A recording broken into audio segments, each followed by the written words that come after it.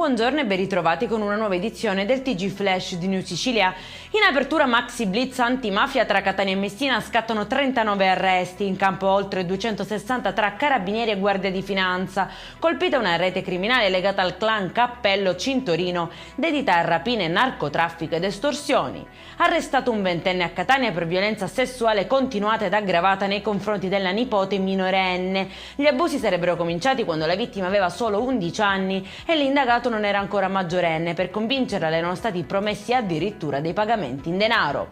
Si aggiungono 3 nuovi immobili dal valore di 1,2 milioni di euro all'elenco dei beni già sequestrati a Salvatore Messina, ideatore di un'università fantasma a Palermo. Le indagini avrebbero scoperto che l'istituto avrebbe incassato 9 milioni di euro non dichiarati al fisco, evadendo IVA e IRES. Agli studenti è rimasta in tasca una laurea inesistente.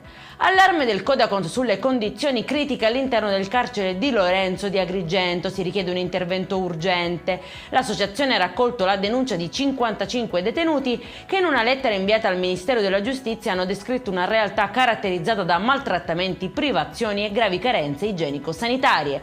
E in chiusura intervento eroico sotto la pioggia. Un poliziotto fuori dal servizio ha salvato un cagnolino che era stato investito da un veicolo poco prima a Gela, nel Nisseno. Al via una raccolta fondi per coprire le spese dell'operazione a cui dovrà essere sottoposto l'animale.